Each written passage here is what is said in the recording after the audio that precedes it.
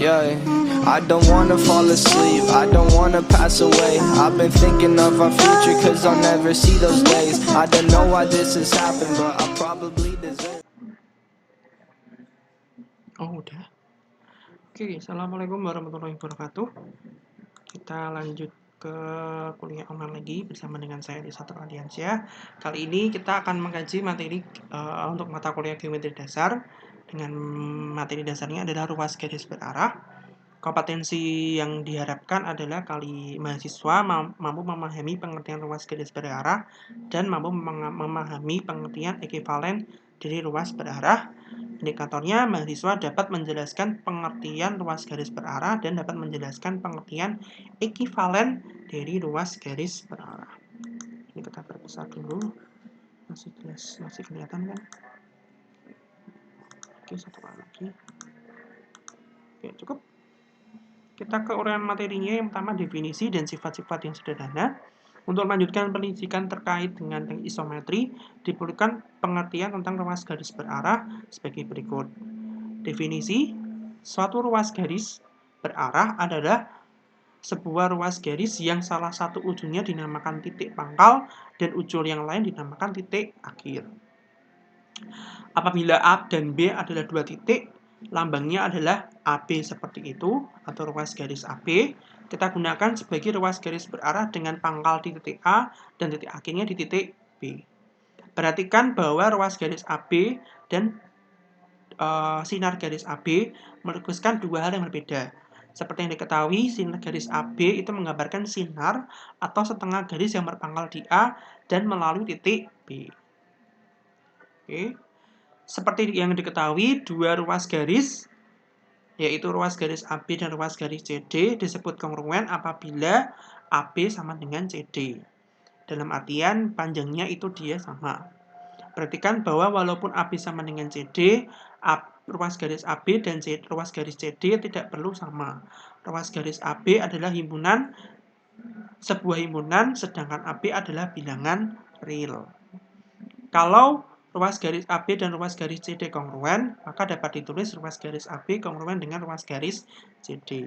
Andaikan sekarang ada dua ruas garis berarah, yaitu ruas garis AB dan ruas garis CD.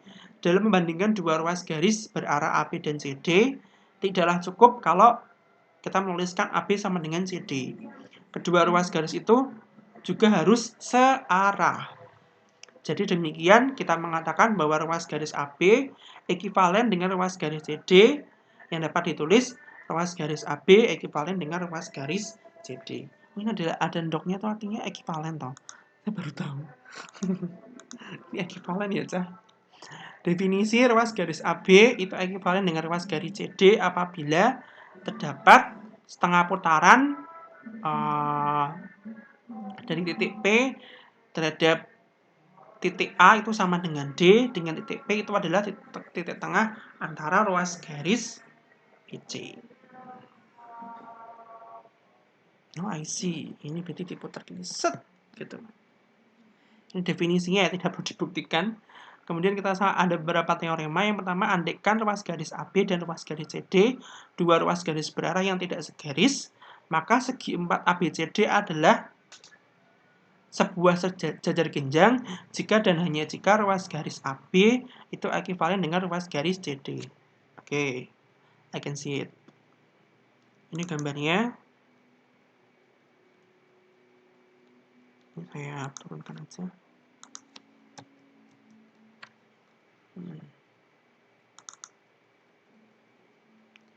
Oke, ini dua arah ya, karena ini jika dan hanya jika. Ini yang pertama kita dari arah kanan ke arah kiri. Andaikan ruas garis AB ekuivalen dengan ruas garis CD, akan ditunjukkan bahwa ABCD itu adalah jajar genjang. Yang kita punyai bahwa, sebenarnya bukan andaikan ya, dipunyai ya harusnya ya. Dipunyai ruas garis AB itu ekuivalen dengan ruas garis CD. Buat titik tengah BC, misalkan dia adalah titik P. Menurut definisi ekuivalen, maka setengah putaran titik P terhadap A itu sama dengan D. Oke? Berarti AP itu sama dengan PD. Benar. Perhatikan segitiga APB dan segitiga PCD. Nah, di sini kita diminta menunjukkan bahwa segitiga APB itu kongruen dengan segitiga PCD. Jelas sudut APB itu sama dengan sudut CPD karena dia bertolak belakang. Kemudian BP sama dengan PC karena P itu adalah titik tengah dari PC. Kemudian AP juga sama dengan PD karena P itu adalah titik tengah dari AD. Nah, ini kalau mau bagus, ini ditulisnya di tengah-tengah. Nah, ya kan, nek mudeng biasanya. Yang dulu mendalami geometri dasar pasti dia ingat. Kayak virga, pasang, ini mesti ngerti. Maka terpenuhi sisi sudut sisi sehingga segitiga APB itu kongruen dengan segitiga PCD. Akibatnya sudut DAB itu sama dengan sudut ADC, sudut ABC sama dengan sudut BCD, dan AB sama dengan CD. Sehingga ada sudut dalam berseberangan dari dua garis yang dinilai sebuah garis yang memotong keduanya adalah sama. Maka menurut definisi ini adalah sebuah bidang jajar genjang. Kemudian kita tarik garis dari A ke C dan kita tarik garis dari B ke D sehingga diperoleh segitiga APD dan segitiga BPD. APD salah toh. APC dan BPD. Nah, juga akan kita tunjukkan bahwa APC itu sama dengan BPD, ya. Kita menggunakan 3 sama seperti tadi sebenarnya sih.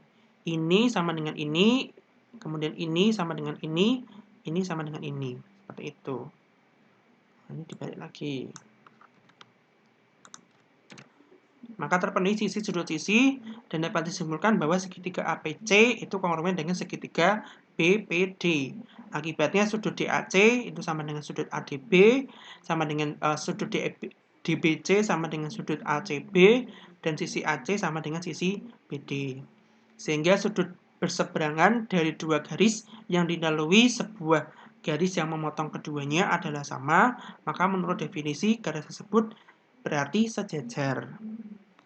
Karena terbentuk bangun segi 4 dengan sepasang sisi sejajar kan, tadi sisi sejajar yang pertamanya berarti AB sejajar dengan DC, yang kedua tadi AC sejajar dengan BD, maka ABCD itu adalah jajar genjang, sehingga dapat disimpulkan bahwa ABCD itu jajar genjang dan terbukti. Jika AB itu mau ekivalen dengan CD, maka ABCD adalah jajar genjang. Cara tadi AB dan CD itu ruas garis berarah yang tidak segaris ya. Kemudian kita tunjukkan bahwa jika ABCD itu jajar genjang, maka ruas garis AB itu ekivalen dengan ruas garis CD. Ini gambarnya. Jelas diagonal ruas garis AD dan diagonal ruas garis BC berpotongan di tengah-tengah. Misal titik P adalah titik potong diagonal AD, ruas garis AD dan ruas garis BC, maka dapat diperoleh setengah putaran terhadap titik P untuk titik A itu sama dengan D, dan P itu adalah titik tengah dari AD maupun titik tengah dari ruas garis BC.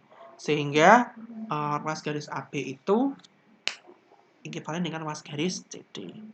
Akibatnya, jika ruas garis AB itu ekivalen dengan ruas garis CD, maka AB sama dengan CD, dan garis yang melalui AB dan garis yang melalui CD itu adalah garis yang jajar atau segaris. Ini buktinya bisa dibaca sendiri ya. Saya baca yang atas saja, ini bisa dibaca sendiri. Cukup simpel sih. Ini yang pertama akan ditunjukkan bahwa kalau ruas garis AB itu ekivalen dengan ruas garis CD, maka AB itu sama dengan CD panjangnya. Kemudian yang kedua, kalau misalnya ruas garis AB itu ekivalen dengan ruas garis CD, maka garis yang dilalui oleh titik AB dan titik CD itu adalah garis yang sejajar atau segaris. Seperti itu.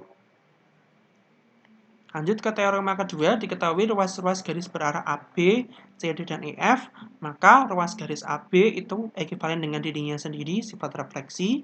Kemudian jika ruas garis AB ekivalen dengan ruas garis CD, maka ruas garis CD ekivalen dengan ruas garis AB, sifat simetrik. Terus yang terakhir, sifat transitif jika ruas garis AB ekivalen terhadap ruas garis CD dan ruas garis CD ekivalen terhadap ruas garis EF, maka ruas garis AB itu ekivalen terhadap ruas garis EF. Pembuktiannya bisa dicek sendiri, nanti kita menggunakan ini. Ya jelas sih sebenarnya ini. Kita pakai ini aja nanti. Kita pakai setengah putaran. Bisa dibaca sendiri nanti, teman-teman bisa baca sendiri. Ini teorema yang kedua ya, ada sifat refleksi, sifat simetrik, dan juga sifat transitif. Ada note di sini, sebuah relasi yang memiliki ketiga sifat tersebut dinamakan relasi ekivalen. Harusnya ekivalenan. Ekivalen sebenarnya, keekivalenan. Oke, kita mengikuti pembahasan saja. Teorema yang ketiga, diketahui titik P dan ruas garis berarah AB, maka ada titik tunggal Q sehingga ruas garis PQ itu ekivalen terhadap ruas garis AB. Ini kita punya AB, kemudian ada titik P di luar itu, sehingga kita akan punya titik tunggal hanya satu titik, yaitu titik Q, yang mana nanti ruas garis PQ itu akan ekivalen dengan ruas garis AB. Nah, ini akan kita coba perhatikan gambarnya ini ya. Untuk membuktikan keberadaan Q, kita andaikan R itu adalah titik tengah dari BP atau ruas garis BP. Jika Q itu adalah setengah putaran terhadap titik R dari titik A, maka ruas garis AB itu akan sama ekivalen dengan ruas garis PQ, atau ruas garis PQ akan ekivalen terhadap ruas garis AB. Untuk membuktikan ketunggalan titik Q, kita andaikan bahwa ada titik T sedemikian sehingga nanti ruas garis AB itu ekivalen terhadap ruas garis PT.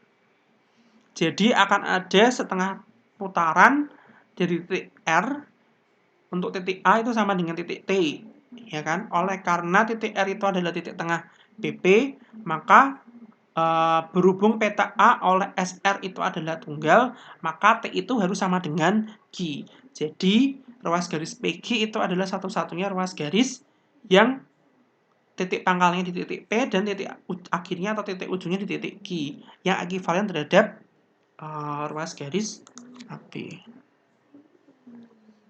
Ini gini ya, berarti ya, sebenarnya kita kalau ruas garis berarah itu nanti lebih banyak kita menggunakan ini, setengah putaran. Dan untuk menunjukkan ketunggalannya ya kita gunakan pengandaian nanti seperti itu.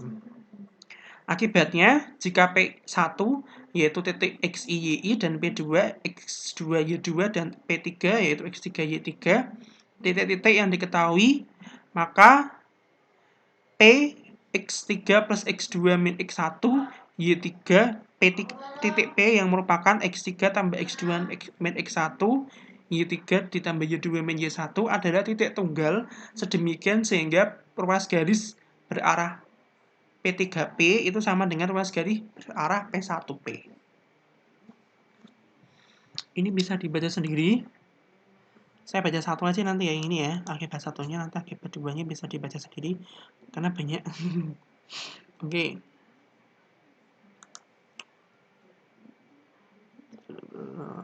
Oke, kita diperoleh ini ya, ruas garis berarah P3P itu sama dengan ruas garis berarah P1 P2.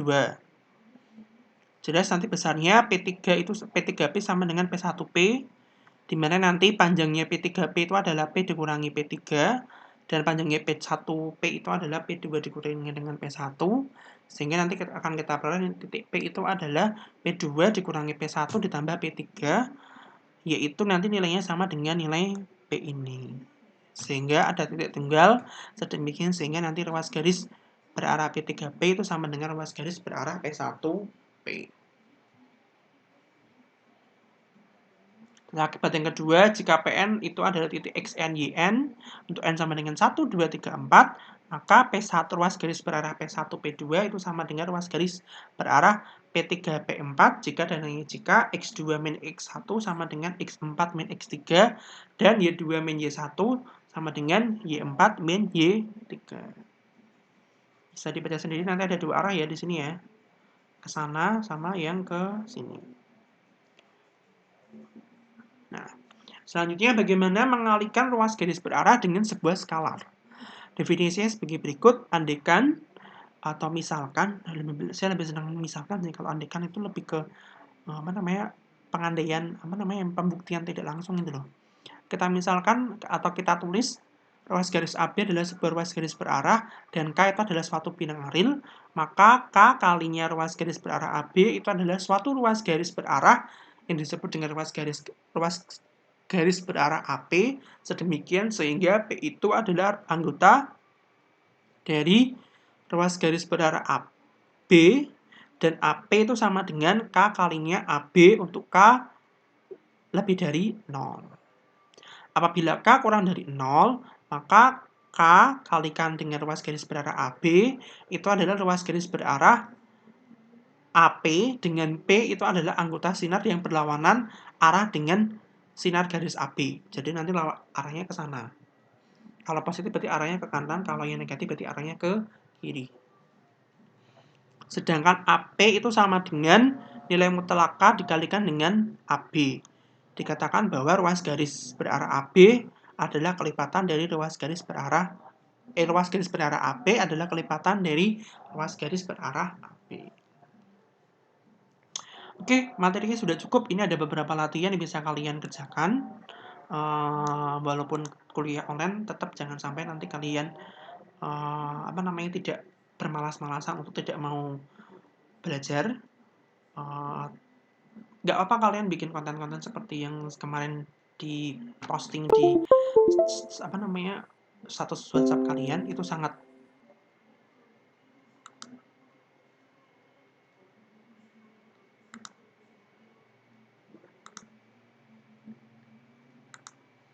Oke, ini rangkumannya. Saya bacakan, suatu ruas garis berarah adalah sebuah ruas garis yang salah satu ujungnya dinamakan titik pangkal dan ujung yang lainnya disebut dengan titik akhir atau titik ujung. Dua ruas garis berarah AB dan ruas garis berarah CD disebut kongruen apabila AB sama dengan CD. Dan perhatikan bahwa walaupun AB sama dengan CD, ruas garis berarah AB dan CD itu tidak perlu sama. Karena ruas garis berarah AB itu adalah sebuah himpunan, sedangkan AB itu adalah bilangan real. Jika ruas garis berarah AB dan ruas garis berarah CD itu kongruen, maka dapat ditulis sebagai ruas garis berarah AB kongruen dengan ruas garis berarah CD. Ini ada beberapa tes formatif, juga bisa kalian kerjakan untuk menguji tingkat pemahaman kalian terhadap materi ruas garis berarah. Oke, saya kira sudah cukup jelas dan cukup cukup jelas, singkat ya pembelajaran video ini. Semoga bermanfaat. Jangan lupa untuk like, comment, dan subscribe channel YouTube saya. Terima kasih. Wassalamualaikum warahmatullahi wabarakatuh.